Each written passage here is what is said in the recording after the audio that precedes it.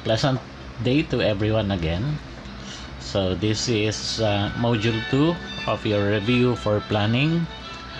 Module 2 is about urban design, and for the first part of Module 2 we'll have the introduction to urban design, and let's look at the definitions first. So this is one definition of urban design. It is a branch of planning which is primarily concerned with the functional and the visual relationships between people and their physical environment, and the ways in which those relationships can be improved. Another definition is that urban design covers the design of the buildings, the places, the spaces, and the networks that make up our towns and cities, as well as the ways on how people use them. This is according to the urban design protocol. Also, urban design is the process of giving form, or the urban form, the urban shape, and the urban character to groups of buildings or to whole neighborhoods as well as the whole city. It is a framework that orders the elements into a network of streets, squares, and blocks. Also, urban design is about making connections. So the keyword here is connections between people and places, movement and urban form, and the nature and the built fabric. And lastly, urban design draws together the many strands of placemaking, environmental stewardship, social equity, and economic viability into the creation of places with distinct beauty and identity. Let's go to the definitions of city and urban. So when you say city, as defined by RA 7160, this is the local government code, city is defined as an area having a minimum income of 20 million pesos, at least 10,000 hectares inland area, or a minimum population of 150,000. So those are the three requirements for an area to become a city. First is income, second is land area, and the third is population. A city is a political status that is granted by the government, meaning a city is by virtue of a congressional law. A highly urbanized city, on the other hand, should have at least 200,000 people and income of 50 million or more. A component city, on the other hand, is an area or a city with a population and income that is below that of a highly urbanized city. So a component city is basically still a part of the province. On the other hand, when you say independent component city, it is already independent from the province. So independent component city is a chartered city with a population and income below those required for a city, but whose charter makes it independent from the province. On the other hand, let us define urban area. This is a definition from the NSO, or now the PSA. Urban area would be those areas, all cities and municipalities with a density of at least 1,000 persons per square kilometer. Also, an urban area will be an area considered as central districts or poblaciones of municipalities and cities with a density of at least 500 persons per square kilometer. Also, an area is considered urban if it is a central district, regardless of population size, and the area is exhibiting a street pattern or street network of at least 6 establishments, a town hall, a church or chapel, a public plaza, or a park and cemetery. Not all urban areas are cities, but cities definitely is an urban area. Okay, so let us now go to part 2. This is the evolution of cities.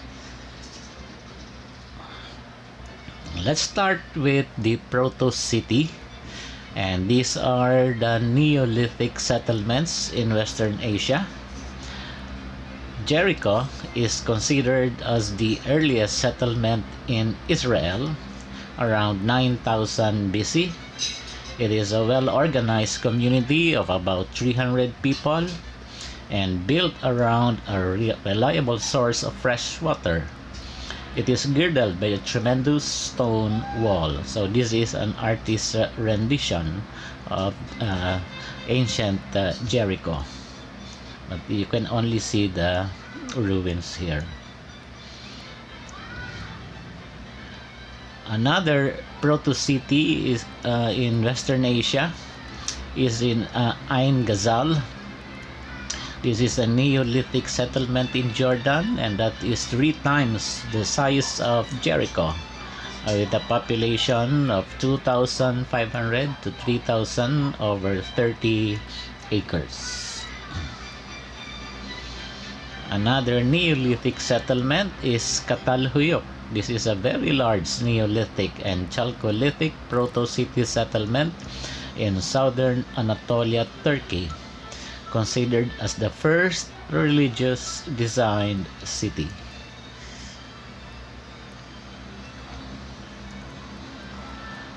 We also have Kirukithia, the earliest settlement in Cyprus around 5500 BC. This is the first document settlement with streets. So that is the street here. And the main street heading uphill was narrow but had a wider terminal, considered as a social spot.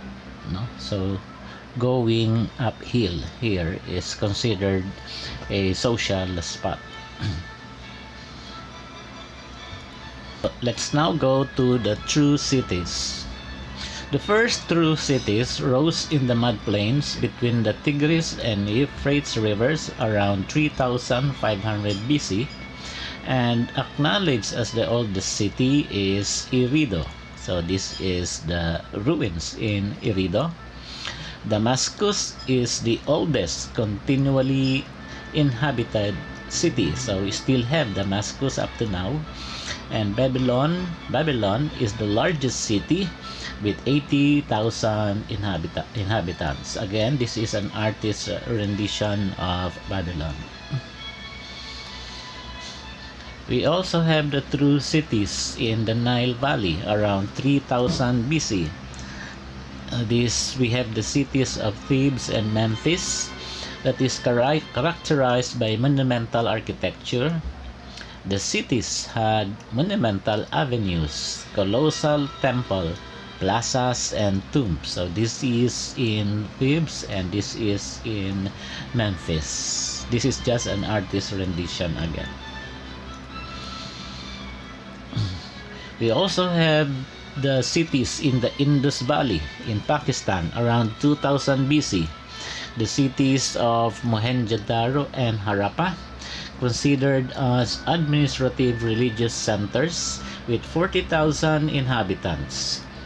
Archaeological evidence has indicated that an advanced civilization has lived there, as there were housing variations, sewerage, and sewage systems.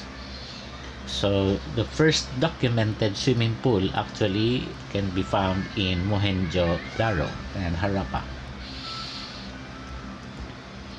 In China, the first cities emerged along the western floodplains of the Yellow River, as well as the lower river valley, and Anyang is where the location of the ancient city of Yin is, and it is considered the capital of the Shang dynasty and the first stable capital of China. So these are the ruins of the ancient city of Yin. We now go to the urban beginnings. The truly large settlements. Sparta and Athens are the largest cities in Greece, and by 400 BC, Athens had grown to be a city of 40,000 citizens plus 100,000 slaves and foreigners. On the other hand, Rome grew into a great city, built on 7 hills along the Tiber, and replaced Athens as the center of the Western world during the period 27 BC to 324 AD. The cities in Italy, especially Rome, adopted Greek forms but with different scale. They are monumental and had a social hierarchy. We have also the cities in Mesoamerica, the city of Teotihuacan and Zibil Chatun, and at the core usually are the temples, the Mayan temples.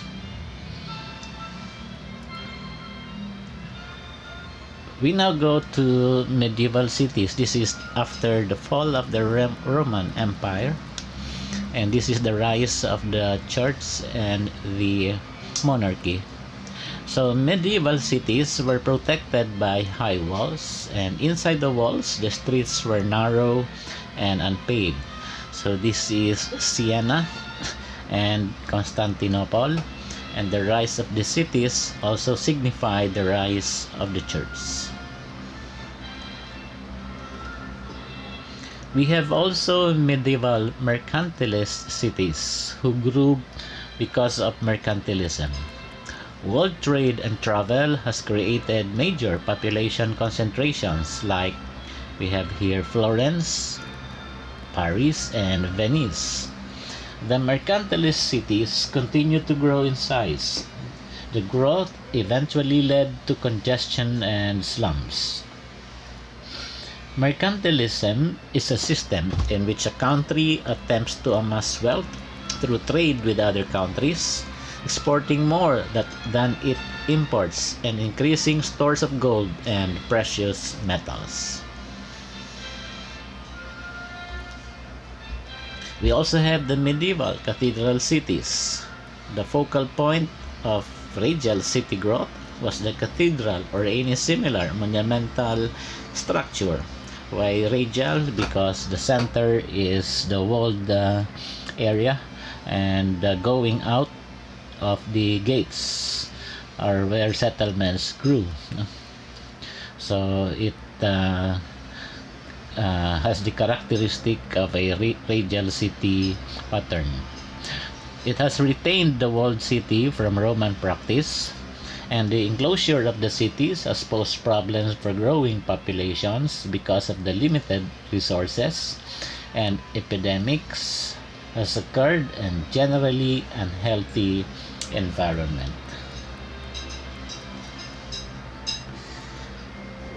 We go to the Renaissance cities. This is the rebirth. Renaissance established the concept of urban design. Arts and architecture has become a major element of town planning and urban design. The basic form and pattern of cities has remained unchanged, but there was more concern for beauty within. The Axis style of city design was foremost during that time, as can be seen from the Axis plan here of Washington, D.C. by Charles L'Enfant. We also have the use of formal piazzas or squares as fostered by Michelangelo, Bernini, and others. So this is the piazza of the St. Peter's Basilica, St. Peter's Square. And Vienna emerged as the city of culture and the arts. Vienna is considered as the first university town. During the Renaissance, several other concepts and proposals for the form of cities has occurred, and geometrical forms of cities were proposed, like the plan for an ideal city by Vasari, the younger Vasari, and also the plan of an ideal fortified city by G. Maggi. So the ideal Renaissance city is designed as a star-shaped fortress where the streets and squares are organized to speed the movement of people and soldiers. Symmetry and accessibility represent the key features for the organization of the urban space. We have here the ideal city of Sforcinda, the first ideal city plan of the Renaissance by Filarete. It is laid out within an 8-pointed star inscribed within a circular moat. The city of Palmanova is also called the star-shaped city, is an example, a practical example of this concept of the ideal city.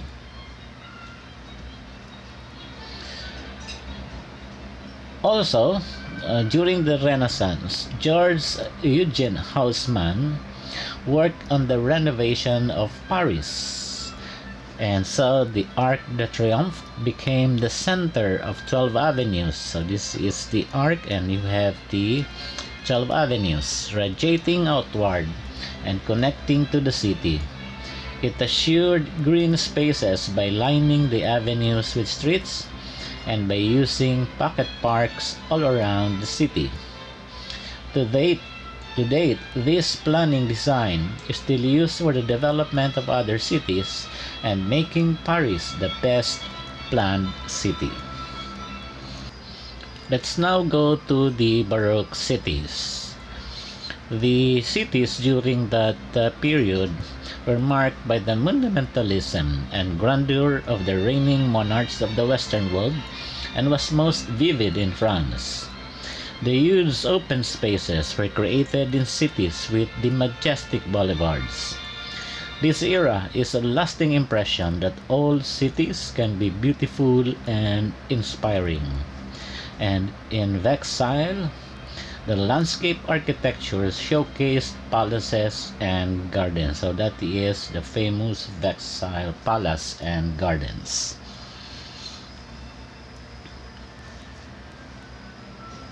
And because of the invention of the steam engine, we now, in 1769, has ushered the beginning of the Industrial Revolution. So we now have the industrial cities. The industrial era is the machine age, for it meant that human labor can be supplemented or replaced by machines. Manchester is considered the world's first industrialized city, brought on by a boom in textile manufacture.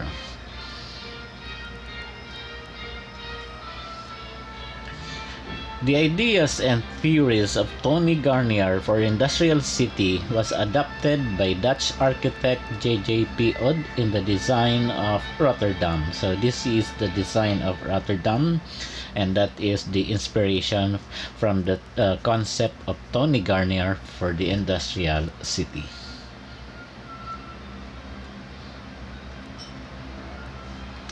Robert Owens also designed the new Lanark Mills in Manchester, England for 800 to 1,200 persons with agricultural, light, industrial, educational, and recreational facilities, because during the industrial era, it is the factories that became the center of most developments.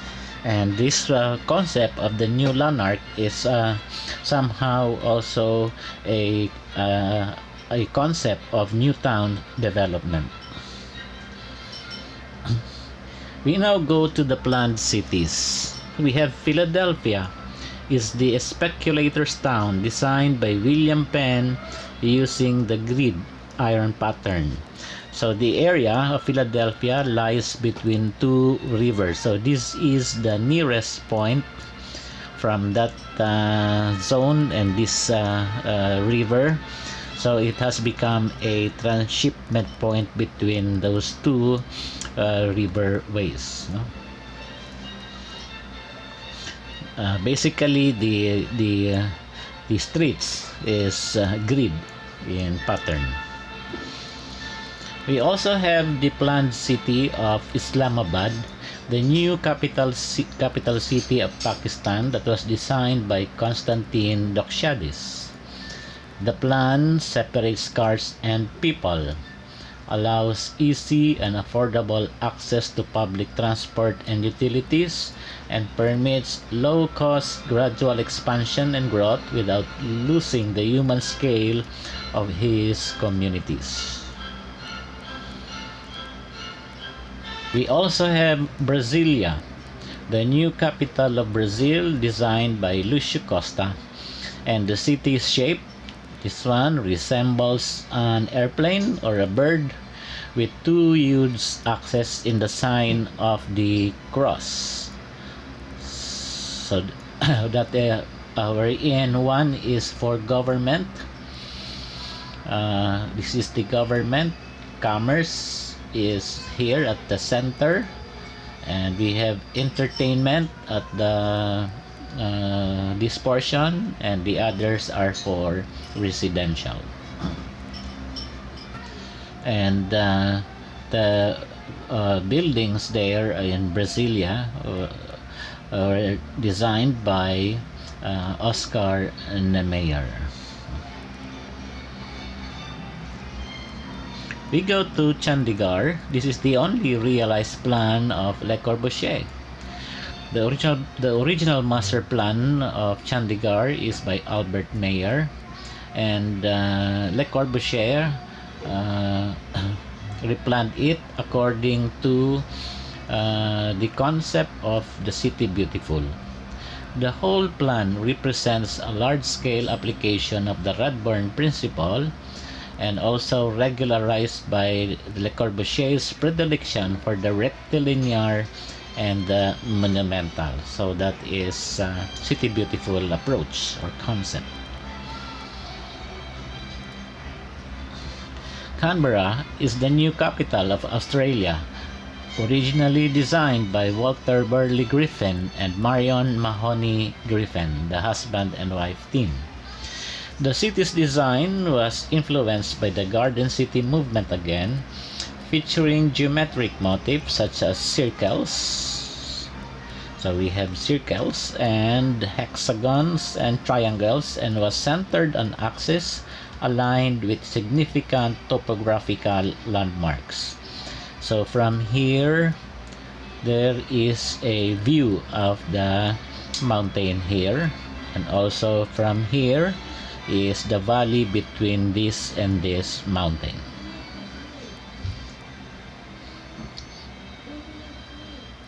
We now go to the radical ideas for cities. The Arcology Alternative by visionary architect Paolo Soleri provides 30 potential arcologies, including one space habitat. Each concept identifies living, working, and recreational areas, as well as there are markets for shopping, neighborhoods for group identifying, cultural centers for religion, and industry for working and production. Furthermore, city centers are envisioned to provide places for government, education, and social gathering. So this is an elevated structure, and each level has different uses. We also have this idea by Edgar Chambliss, the Motopia, And his idea was published in a article in Road Town, outlining his idea for a linear city built on top of a railway line. So this is the city, and the railway line is on top.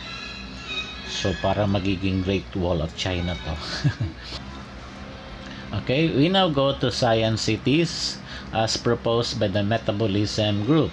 This group is our visionary urban designers that proposed underwater cities, biological cities, or cities in pyramids, and other ideas, radical ideas.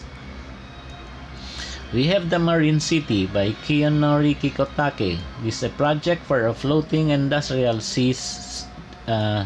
city called the Sea City or Unabara.